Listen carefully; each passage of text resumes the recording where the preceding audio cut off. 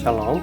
Hari ini kita akan renungkan kitab Kejadian pasal 27, teksnya ayat 30 sampai 41. Dan sudah dibagi dua paragraf. Paragraf yang pertama ayat 30 sampai 37. Esau datang kepada Ishak setelah Yakub diberkati oleh Ishaknya, dan Esau melaung-laung dengan sangat kerasnya.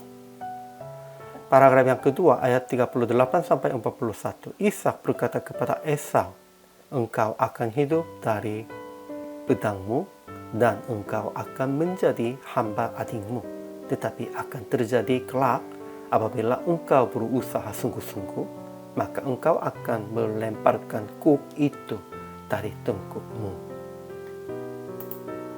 Kesimpulannya, selanjutnya Ishak memberkati Yakub. Esau baru datang dan masuk kepada Ishak, dan Ishak mulai gemetar seluruh tubuhnya dan berkata bahwa telah makan masakan dan memberkati. Ishak sungguh gemetar karena rencana Tuhan tetap berhasil, walaupun sendiri tidak mau menjadi demikian. Sebab itu Ishak berkata, berkat itu menjadi miliknya selama-lamanya. Walaupun Esau meminta berkat lagi kepada Ishak, dia tidak bisa melakukan apapun. Ishak telah memahami bahwa semua hal ini dalam rencana Tuhan. Namun Esau membenci Yakub dan berpikir, tidak lama lagi ayah meninggal, dan sehabis kita bergabung, Yakub akan saya bunuh. Ajaran tentang Allahnya. Tuhan membiarkan persoalan di rumah Ishak karena tidak seorang pun bertanya kepadanya, sehingga mereka bertengkar. Namun Tuhan tetap akan melaksanakan sesuai dengan kehendaknya. Ajaran tentang manusianya. Pertama, setelah Ishak selesai memberkati Yakub, baru saja pulanglah Esau dan meminta kepada Ishak akan memberkatinya.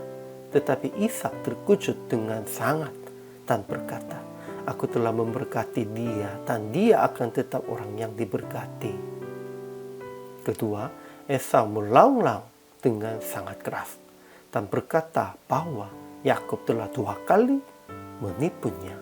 Hak kesulungannya telah dilampas, dan dilampasnya pula berkat dari Ishak, dan sekali lagi memohon akan memberkati kepada Ishak.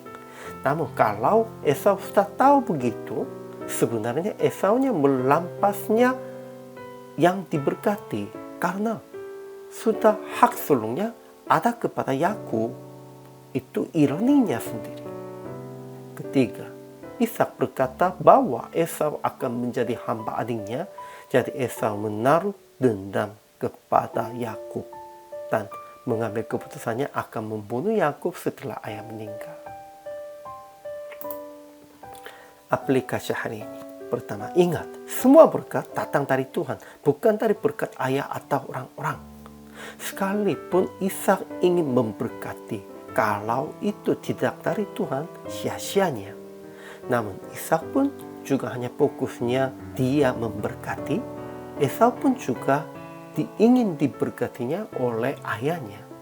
Kalau dia sudah sadar, dia harus mendekati kepada Tuhan, harus maju kepada Tuhan, dan harus diberkatinya oleh Tuhan. Kalau begitu, sekalipun tidak bisa menjadi ahli waris, dia juga diberkati dan dia juga bisa seorang tokoh iman. Namun Esaunya tidak sadar tentang itu. Kedua, jangan langsung berkata, tidak layak orang itu berbuat salah kepada aku. Lebih dulu introspeksi diri dan mengaku kesalahan diri. Ketiga, jangan menaruh dendam kepada orang lain. Secepat berdamai di dalam pimpinan Tuhan. Harus kita berdamai dengan semua orang di dalam Tuhan. Jadi PR praktik hari ini, memberkati jemaat masing-masing, anak-anak masing-masing, dan semua orang sekitar Anda dengan nama Yesus. Dan berkata bahwa Tuhan memberkati semua orang yang layak diberkati. Sekalipun kita memberkati, berkatnya dari Tuhan.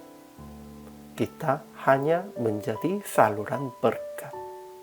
Ayah pun siapapun, kita harus ingat dan harus melakukan sesuai dengan kehendak. Hari ini juga selama melayani, Tuhan Yesus memberkati.